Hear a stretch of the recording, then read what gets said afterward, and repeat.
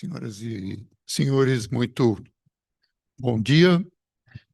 Temos a honra e o prazer de receber hoje aqui na Faculdade de Direito o Prêmio Nobel da Paz de 2022, Oleksandra Matviichuk. Gostaria de cumprimentar os presentes e a nossa vice-diretora, a professora Elisa Bechara, deve se juntar a nós em seguida. So that is a pleasure and an honor for us and the University of São Paulo Law School to welcome you here today, Oleksandra Matviichuk. And it is very important to hear from you some hints about the world that is coming. This certainly raises many questions and many perplexities due to aggressions against international law, the sovereignty and the freedom of countries, like Ukraine has been suffering and resisting bravely, and also what has been going on in the Gaza and in the West Bank as well. So these are clear aggressions against international law, and we have to be aware of what is going on and to have this opportunity of listening to your considerations is a very welcome and important contribution. So you have the floor. Thank you. Yeah.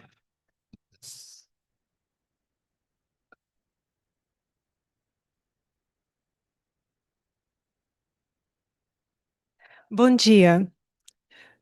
Thank you very much for providing me a floor. It's a huge honor for me to address to this distinguished audience. I'm a human rights lawyer, which means that I'm applying the law to defend people and human dignity for many years. But now I found myself in a situation when the law doesn't work. Russian troops are deliberately shelling residential buildings, schools, churches, museums, and hospitals. They're attacking evacuation corridors. They're torturing people in filtration camps. They forcibly taking Ukrainian children to Russia. They ban Ukrainian language and culture. They're abducting, robbing, raping, and killing civilians in the occupied territories. And entire UN system of peace and security can't stop at this.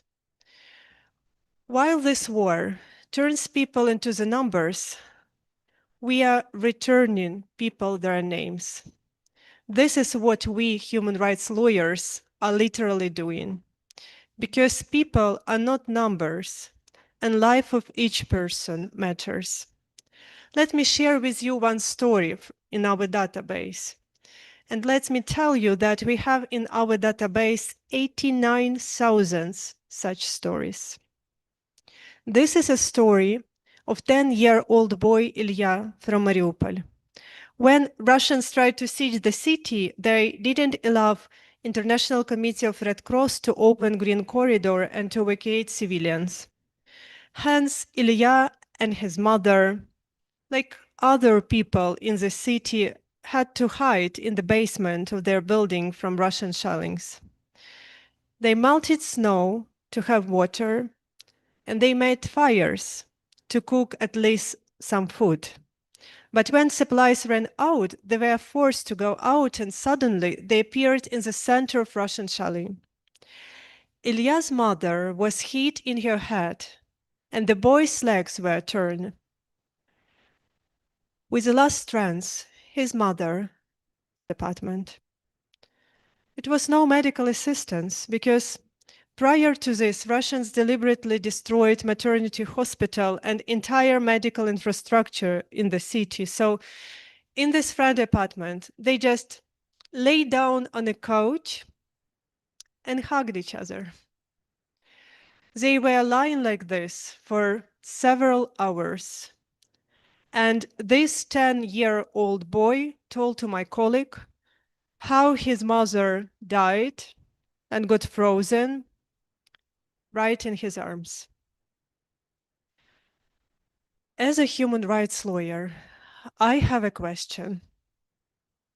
How we people who live in 21st century will defend human beings, their life, their freedom, and their human dignity? Can we rely on the law, or does just brutal force matter? The answer to this question is important not just for people in Ukraine, in Iran, in Syria, in Sudan, Myanmar, Venezuela, or Nicaragua. The answer to this question will define our common future, because we are losing freedom in the world. Last year, the half of population in the world went to election, but don't be an illusion. 80% of people in the globe live in non-free or partially free societies. This means that people who have a real right to vote for whom they want to vote, who have a right to say what they want to say, who have the possibility to love whatever their heart tells them to love, and freely choose whom God they want to pray, these people are minority. And the problem is not just in the fact that in authoritarian countries, the space for freedom is shrinking to the size of the prison cell. The problem is, even in stable democracies, people start to put into question the Universal Declaration of Human Rights. And there are reasons for this. Because current generations in democracies, they inherited their freedom from their grandparents. They have never fought for it. They became consumers of democracy. They start to take freedom and human rights for granted. They consider freedom as a possibility to make a choice between different cheeses in supermarket. And that's why they start to exchange their freedom for something else, for populist claims, for economic benefits, for illusion of security, and first and foremost, for their own comfort. But the truth is that freedom is very fragile. We can't attain our freedom once and forever. We make our own choice every day. So let me share with you several lessons learned from my own experience. First, we live in very turbulent time. I don't know how historians in future will call this historical period, but the world order, which is based on UN Charter and international law, is collapsing before our eyes. This system was created after the Second World War to prevent wars and mass violence, but now it's just stalling. It's reproducing ritualistic movements. The work of Security Council is paralyzed. And now it's easy to predict that such fires like wars will emerge more and more often in different parts of the globe, because this international wiring is faulty and sparks are everywhere. Let me share with you how I started this morning in beautiful São Paulo. I start this morning with checking news, what happened in my native city, Kiev, because this night Russia sent 600 drones to attack city and other Ukrainian cities. And being in Kiev, we are constantly being bombarded not just by Russian drones, but also by Iranian drones. North Korea sent to Russia more than 1 million artillery shells, start to send their troops to Russia. All these regimes, they have something in common. They have the same idea what a human being is.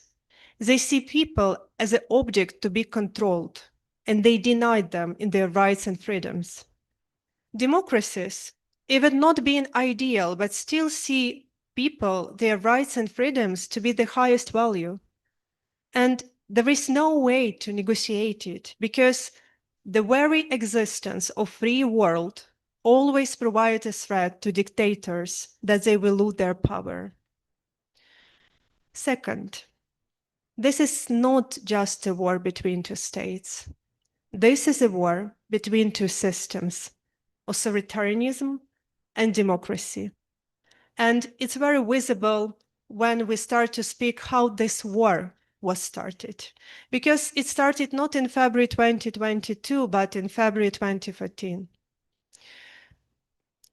It started in very important historical moment for people in Ukraine, because 3 months prior to this, millions of Ukrainians stood up their voice against pro-Russian, corrupt, and authoritarian government. Millions of people peacefully demonstrated just for a chance to build a country where the rights of everybody are protected, government is accountable, judiciary is independent, and police do not beat students who are peacefully demonstrating. And when we got our chance, an authoritarian regime collapsed and pro-Russian president escaped to Russia, in order to stop us on this way, Russia invaded. Putin occupied Crimea and part of the eastern regions of Ukraine in 2014. And 3 years ago, Putin extended this war to the large-scale invasion. It's very important to emphasize that in 2014, Ukraine was a neutral country. Neutrality was ingrained in our constitution. And Putin started this war not because he was afraid of NATO. Putin started this war because he was afraid of ideas of freedom, which came closer to Russian borders. And with this war, Putin attempts to convince the entire world that freedom, human rights, rule of law, and democracy are fake values because they couldn't protect anyone during the war. Putin attempts to convince that country with a strong military potential and nuclear weapon can break the UN Charter, can dictate its rules to entire international community, and even forcibly changed internationally recognized borders. And if Putin succeeds, it will encourage other authoritarian leaders in different parts of the globe to do the same. Third, unpunished evil grows. All this hell, which we now face in Ukraine, is a result of total impunity which Russia enjoyed for decades. Russian troops committed horrible crimes in Chechnya, in Moldova, in Georgia, in Mali, in Libya, in Syria, in other countries of the world. They have never been punished. They believe they can do whatever they want. We must break the circle of impunity. We must demonstrate justice. And in order to do it, we united our efforts with dozens of organizations from different regions. We built a national network of local documentators. We covered the whole country, including the occupied territories. And we have an ambitious goal to document every criminal episode which was committed in the smallest village in my country. And that is why, working together, we jointly documented more than 89,000 episodes of war crimes. And we document something more than just violations of Geneva and Hague Conventions. We are documenting human pain, because Russia uses war crimes as the methods of warfare. Russia attempts to break people resistance in the country by the tool which I call the immense pain of civilian population. So let me illustrate it with one story. This is a story of 62-year-old civilian Oleksandr Shelipov. He was killed in first days of full-scale invasion near his house. He was unarmed. He was civilian. This tragedy received a huge media coverage only because it was a first court trial after the full-scale invasion started, and this Russian soldier was arrested and he was physically present in the court. So the court was full with international media and representatives of international organizations. I heard his wife, Katerina, in the court. his wife shared to the judge that her husband was an ordinary farmer, but he was her whole universe. And she told to the judge that now I lost everything. This is a meaning of justice. When we use enormous efforts to reveal what happened, to collect evidence, to identify perpetrators, to provide a chance for justice for ordinary farmer. We are doing this for people regardless who they are, what their social position, what types of crime they endured, and whether or not media or international organizations are interested in their case, because life of each person matters. And that is why this is the most documented war in the human history. The problem is that our legal system, national and international, are not developed fast. We faced with accountability gap. And one of the dimensions of this accountability gap is that there is no international court which can prosecute Putin and top political leadership and high military command of the Russian state for the crime of aggression. But all atrocities which we are documenting, it's a result of their leadership decision to plan, to initiate, and to start this war. So they have to be responsible for the crime against peace. And when we look to the history, in the whole history of humankind, we have only one such a precedent when leaders of one state were responsible for the crime against peace, which is ridiculous because if we want to prevent wars in the future, we have to punish the states and the leaders who start such wars in the present. It sounds like a common sense, but all tribunals, which you probably heard, like Yugoslavia tribunals, Rwanda tribunal, special court in Sierra Leone, I will simplify it a little bit, but it were courts where people were tried because they killed each other not according to the norm of international humanitarian law. So in the whole history of humankind, we have only one such a precedent when leaders were tried for the crime of aggression, and it was Nuremberg trial. And what it was victorious trial. It was trial where Nazi war criminals were tried only after Nazi regime had collapsed. And past century, it was an essential step to establish law and justice. But it also said, like a norma, that justice is privileged to winners. That first you have to win the war and then your people have a chance for justice. But we are living in a new century. A lot of things changes after the Second World War.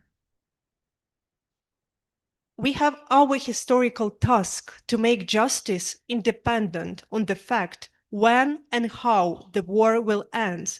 If someone commits international crimes, this someone has to be prosecuted. And that is why we must establish a special tribunal on aggression now to fill this gap which we have and to get Putin and his surrounding accountable. And I'm very glad to announce that a month ago, the historical decision was taken by Council of Europe to establish such a special tribunal on aggression.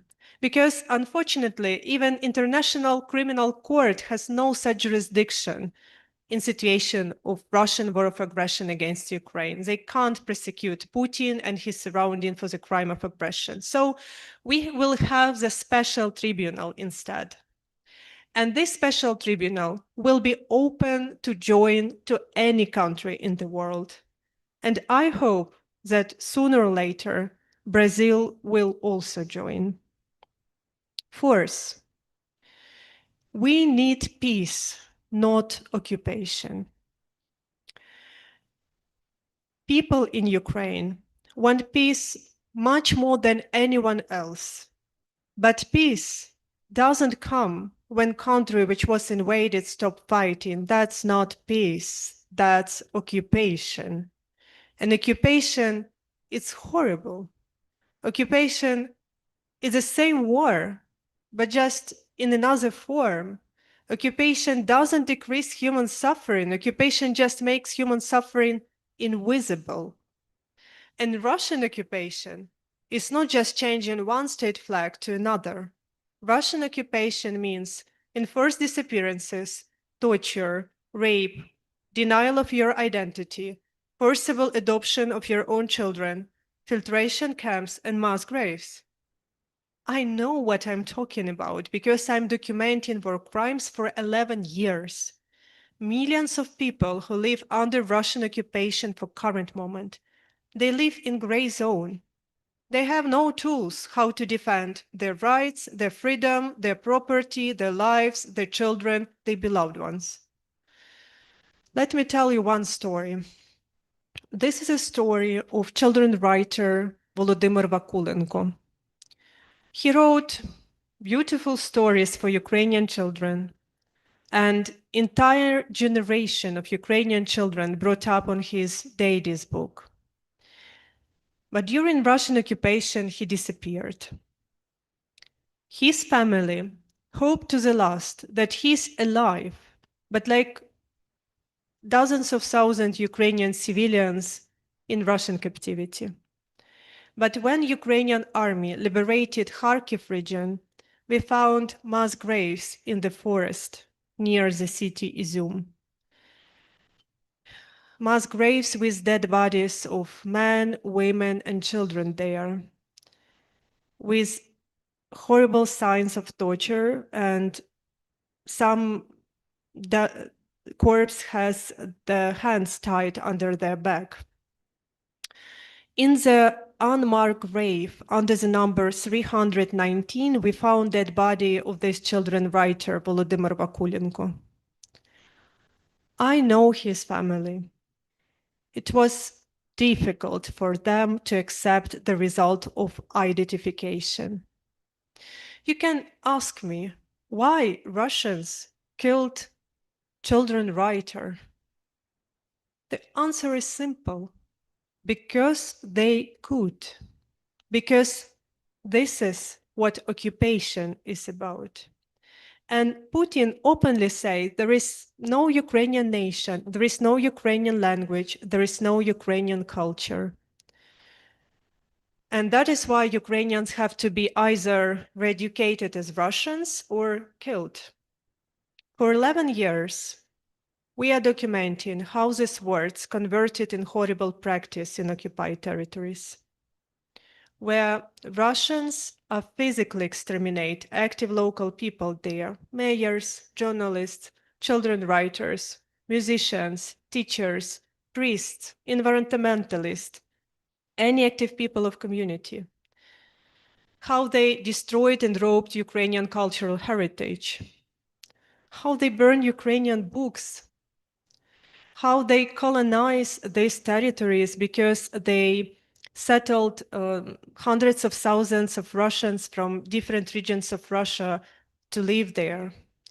And when they take Ukrainian children, and we speak about dozens of thousands Ukrainian children being taken, and send it to Russia, they put them in Russian education camps. They told them, they are not Ukrainian, they are Russian children, their parents, their families refused from them, and they will be adopted by Russian families who will bring them up as Russians.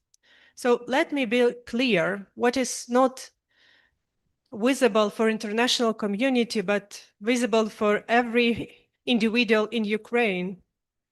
If Ukrainians stop resisting to Russian aggression and will be occupied, Ukrainians will cease to exist. We are lawyers, and I pretty well know the UN Convention Against Genocide. It was a compromise between different states. And it's very difficult to prove this crime in the international court, but let's think from the common sense. There is no necessity to be a lawyer to understand it. If you want implement your genocidal intent and partially or completely to destroy some national group. There is no necessity to kill all representatives. You can just forcibly change their identity, and entire national group, sooner or later, will disappear. And last, what I want to talk today before we will start the exchange of views. Ordinary people can change the history. I know from my own experience, when you can't rely on the legal instruments, you can still rely on people. We get used to thinking through the categories of states and interstate organizations, but ordinary people can do extraordinary things. Ordinary people can change the history. Let me illustrate it with one story. I interviewed a professor on philosophy and famous Ukrainian scientist Igor Kozlovsky. He spent 700 days in Russian captivity. He was born and lived in Donetsk. Before this, I interviewed hundreds of people, men and women, and they told me how they were beaten, raped, smashed into wooden boxes, their fingers were cut, their nails were torn away, their nails were drilled, they were electrically shocked through their genitalia. One young girl told me how she was forced to write with her own blood. Another woman told me how her eye was dragged out with a spoon. So it was very little thing which can surprise me after these stories. But Igor Kozlovsky mentioned a detail which was non-important for evidence base, but this detail struck me. He described how he was kept in solitary confinement. It was a small cell in a basement without windows. It means that it was no fresh air, no light, it was poorly ventilated, and it was difficult for him to breathe. Sewage flows on the dirty floor, and from the opening of the sewage, the rats were crawling down. And this well-known scientist told me how he gave lectures on philosophy to these rats because he wanted to hear a sound of human voice. Legally, Igor Kozlovsky was a victim. He was illegally abducted and detained in unhuman conditions. He was tortured so severely that he had to teach how to walk again. But he told me that despite all of this, nothing in his experience provided him a reason to treat himself as a victim. He told me that foundation of our existence is dignity, not victimhood, and dignity is an action. Dignity means that you have not just to feel responsible for everything which is going on, but to do the right thing to change it. Dignity provides us a power to continue our fight even in unbearable conditions. And looking to Ukraine and what we are experiencing for current moment, I would never wish anyone go through such experience because war horrible. War is the most horrible thing which just can happen in a human life. But these dramatic times provide us an opportunity to express the best in us, to be courageous, to fight for freedom, to make a difficult but right choices, to take burden of responsibility, and to help each other. Because only when we help in each other, in that acute moment, we are aware what does it mean to be human. And I remember that 3 years ago, when Russia launched the full-scale invasion, not just Putin, but all international partners were confident that Ukraine has no potential to resist to such enormous opposing power, because Russia has veto in UN, nuclear power, strong military potential, oil and gas, which means a lot of money, 140 million population. 3 years ago, Russia was the 11th economy in the world. And I was in Kiev when Russian troops tried to circle my city. I refused to evacuate, and with a part of my team, we continue our work on the ground. And I remembered how international organizations evacuated their personnel, even international humanitarian organizations. They left us alone. But ordinary people remained. And ordinary people started to do extraordinary things. It were ordinary people who took people out from the ruined cities. It were ordinary people who helped to survive under artillery's fire.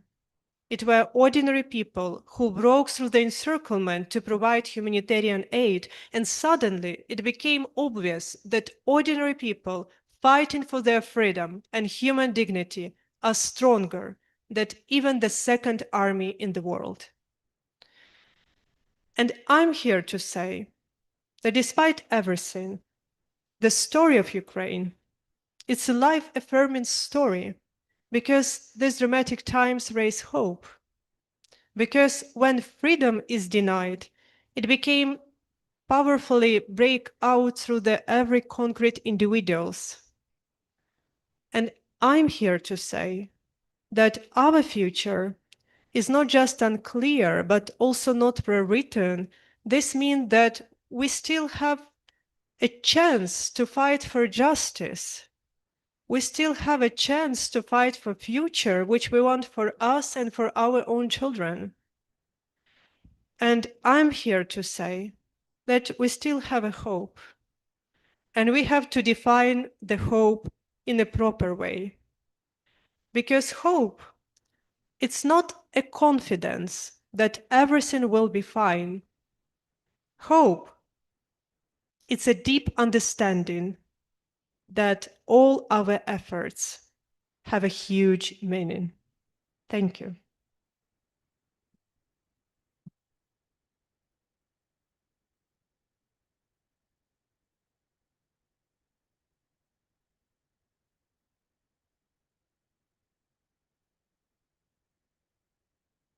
Thank you so much, Oleksandra Matviichuk, for your lecture. And I would like to invite if Consul Jorge Rybka would like to make a comment. And also we have the presence of Consul General of Lithuania and the Consul from Belgium, and also Mary Helders and Consul Rybka, would you like to? Please. Just use the microphone so that we can keep the record of your comments.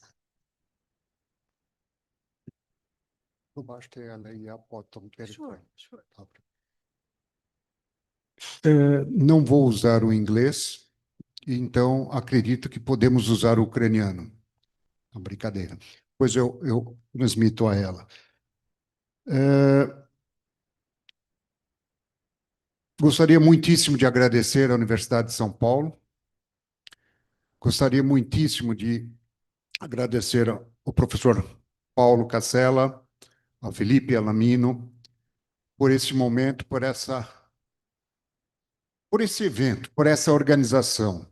E não posso deixar de agradecer ao Marcelo Urciucola, porque realmente nos proporcionou, nos organizou também e fez todos os esforços, não poupou esforços para que nossa Oleksandra tivesse uma programação aqui no Brasil. Muitíssimo obrigado. Muitíssimo obrigado. E aos demais organizadores que, porventura, eu não tenha mencionado, né, como a diretora, da escola e tudo mais. A Ucrânia vive num momento muito complicado, Oleksandra nos expôs. Quando ela diz children's, né? Sobre as crianças, o que nós temos aqui são 19 mil crianças que foram raptadas. Não é uma, duas, 10, centenas, milhares, que já seria um número assustador. Mas 19 mil crianças raptadas. E essa semana passada, parece que está correndo na Rússia um catálogo de vendas, um Shopee na Rússia por crianças. Eles têm lá no catálogo, você escolhe e pode adotar. São crianças ucranianas que não só pelo rapto já é uma tragédia, mas a lavagem cerebral, como Oleksandra disse, a mudança da identidade, de quem ela é, dizer que ela foi rejeitada pelos pais e a grande nação russa está dando novamente a cidadania a ela, está acolhendo ela. São coisas assim horríveis, horríveis que aconteceram e estão acontecendo. Com relação à paz, foi me feita uma pergunta hoje, com relação à paz, o que nós imaginamos. Nós queremos a paz desde o início. Nós nem quisemos e não fizemos nada para sermos invadidos. Só que a paz, o diálogo, só existe se duas pessoas, pelo menos duas partes, tiverem a vontade de se encontrar e falar. Nós, desde o início, estamos abertos e fizemos a nossa parte e faremos. A Ucrânia fará isso. Só que não vemos nenhuma vontade do agressor. A ponto de que, isso eu mencionei na data da independência, e acho importante voltar a isso. Qual é a mensagem de Putin? Não são nas palavras dele, mas sim no ato, no Alasca, 2 horas antes, quando desceu Lavrov. O ministro de Relações Exteriores da Rússia, quando desce no Alasca, ele desce com uma camiseta CCSR, União das Repúblicas Socialistas Soviéticas. É isto, esta é a mensagem. Eles não falam, eles simplesmente te mostram os caminhos. E é isso que eles querem. Só que uma União Soviética delirante que vá até o Atlântico, desta vez. Por isso que a Europa está conosco. Por isso que aproveito para agradecer a presença de todos os cônsules dos Países Baixos, da Bélgica, Suécia, Lituânia, tão próxima e tão conhecedora destes problemas. Também que teve, infelizmente, a participação, foi obrigada, né, como nós, a participarmos do que chamava-se União Soviética. Mas a Oleksandra diz que ela tem a fé, e sim, nós também, todos temos, a fé de que isso está por terminar. Mas de que maneira? Somente com o apoio e estrangulamento, apoio de todos, estrangulamento dessa vontade, dessa filosofia, desse idealismo, não sei nem como chamar isso, russo. Putin não está para o diálogo. Tanto é que ele já disse que ele não acha que ainda será o momento para conversas. Quando será? Então, é muito difícil. E vou tomar a liberdade, professor, que é uma homenagem singela, que a representação ucraniano-brasileira, eu sou o primeiro vice-presidente dela, que congrega quase 1 milhão de ucranianos e descendentes no Brasil. E essa representação central o ano passado na presidência de Vitório Sorotchuk, que, por sinal, esteve com Zelensky anteontem, na Ucrânia. Nós tivemos, com ele, presidente, nós tivemos a comemoração dos 40 anos da representação central. E eu, muito honrado, talvez um pouco mais velho na época, participei da fundação desta entidade. Então, professor, por todo o apoio que tem dado às causas ucranianas, nós lhe oferecemos uma simbólica homenagem de amigo da comunidade ucraniana. A representação central ucraniano-brasileira, entidade superior representativa da comunidade ucraniana brasileira, por ocasião das comemorações dos seus 40 anos de existência, vem conferir ao Dr. Paulo Borba Cassella o diploma de amigo da comunidade ucraniana e agradecer o seu destacado apoio às nossas atividades sociais, culturais e à solidariedade para com a Ucrânia. Esse diploma é do começo do ano, de março, mas eu tinha certeza que nós teríamos uma oportunidade para entregar em mãos. Por isso que eu não fiz isso em particular, quis fazer aqui na presença de demais apoiadores da cultura ucraniana.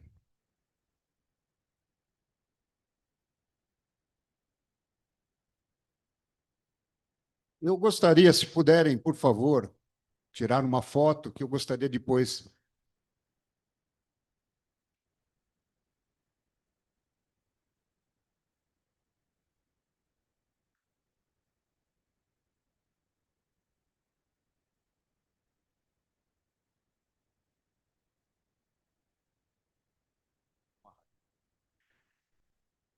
E gostaria também de chamar o doutor Felipe Alamino, que também é um grande defensor da causa ucraniana, das minorias que são perseguidas, que tem uma obra maravilhosa com relação aos tártaros da Ucrânia.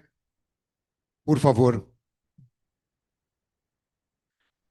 Também, não vou ler, mas é exatamente a mesma homenagem, o mesmo reconhecimento. Muitíssimo obrigado. Por favor.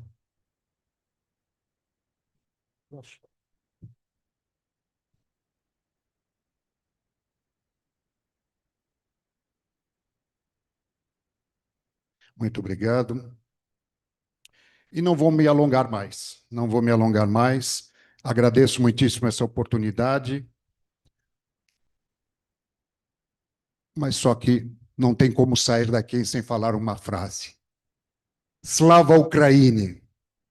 Heroiam Slava.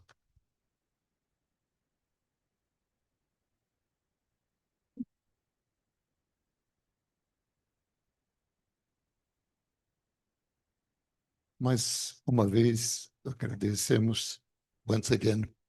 Thank you so much, Oleksandra Matviichuk. And I hope we keep in touch and carry on this work.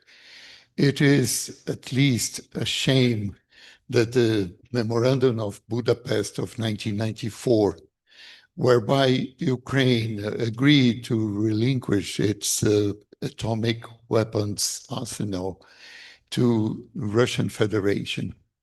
And as a counterpart to that, the United States, the United Kingdom, and Russia promised to maintain the territorial integrity, the sovereignty, and the freedom of Ukraine. This agreement has been simply ignored. And since February 2022, Russia has invaded and keeps bombing Ukrainian civilians, infrastructure, and population. And this is a shame, not only for the governments of these countries, but for all humanity. And especially, it is a challenge in a law school. How can you lecture on international law to the students when you have evidence to the contrary of what is written and has been agreed upon. So your example and the force and the determination you showed us today be a sign of inspiration so that we carry on this effort. Thank you so much. Thank you so much, ladies and gentlemen, for this opportunity today. The session is closed.